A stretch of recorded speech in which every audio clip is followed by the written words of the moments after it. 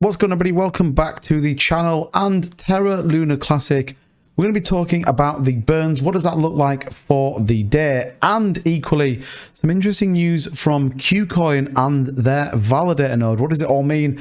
And equally, what is it going to do to the price? So we're going to be taking a look at all of that in this video. So if that's something you like, make sure to like and subscribe to the channel, and let's dive into what's going on. So we have seen a pretty sharp correction in the overall global crypto market. We did drop below 900 billion at the time of recording this video. We got the Fed rate hikes of 75 basis points, which sent the market, not initially, but post that, into a bit of free fall. ETH, you can see over 20%, Bitcoin nearly 10% now on the week. So we did see some significant declines. Now, Terra Lunar Classic equally saw a sell-off, not to the extent that we've seen across the entire market. Now, we know obviously yesterday the burn tax went live, 1.2%.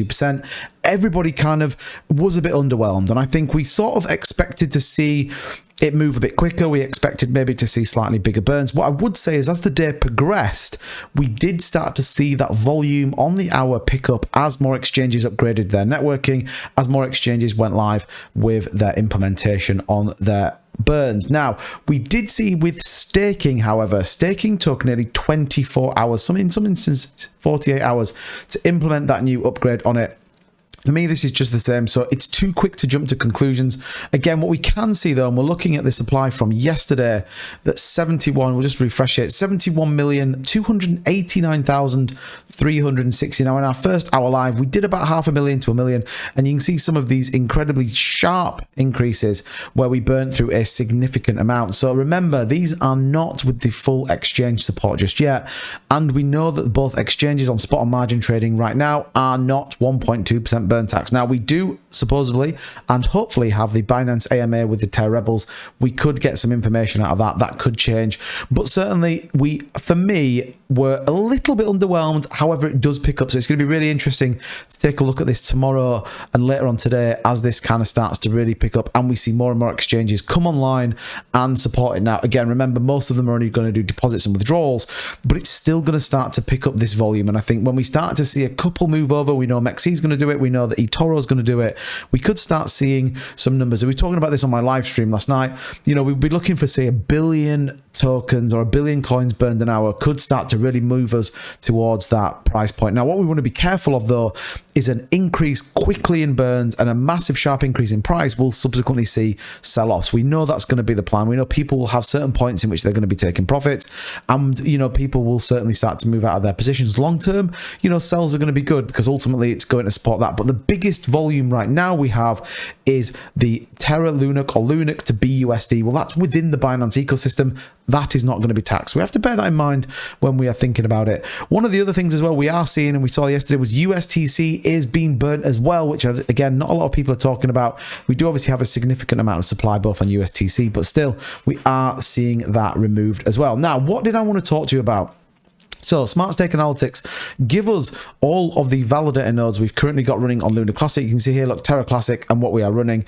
We can see that roughly 9.1%. It's slightly more than that. It's about 10% now, according to the Loonsea Penguin site. But what we can see is, interestingly, Kucoin's validator, the number 5 highest validator, over 48 billion Lunar Classic moved into this just on the last one day. And again, does this mean that they are getting ready for an implementation? They've also, you can see here, increased their commission to 10%. Now, I think it's really interesting that Kucoin have done this, given that they are not going to support both on and off-chain burn tax. They are only supporting on deposits and withdrawals. But I do think it's interesting there is now a validator node running for Kucoin. You can see they've increased it. They've got increased their voting power. They've increased their commission to 10%. So is this setting up for something that we could see Kucoin bucking the trend? Are they getting ready to maybe offset this 1.2% burn tax with some of their commissions from the node? It's going to be interesting to see. It's going to be their validator node. What does that look like as that kind of comes live? But you can see it's been up and running. It's been, you know, doing what it's doing, but I think it's really interesting. And we could even see more of these exchanges doing that. Is that a way of offsetting the 1.2% burn tax? For me, I think it could be a great idea. And anything that burns Terra Classic, I am all for. I do think October 26th is going to be when we see the community-driven validator nodes, which ultimately are going to burn it. Now, we know that if we go back, we know Loonsea DAO was an an example, part of their commission, they burn Lunar Classic tokens and Lunar Classic coins.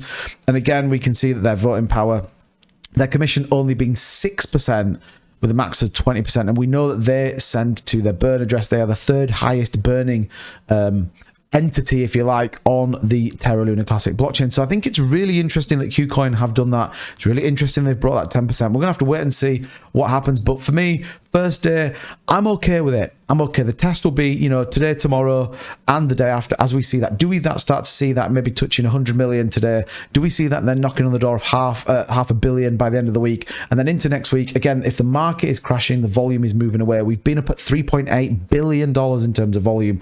When we get back up to there, that's going to be really interesting.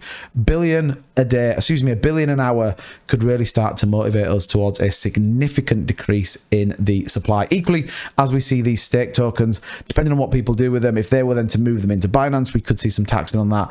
There's going to be a lot more to come here. Think about where we've come from, think about where we've been, but there is more to come, I'm absolutely sure. So if you found this video useful and you like Terra Lunar Classic, don't forget to hit the like button on the way out, subscribe to the channel, and I'll catch you in the next video.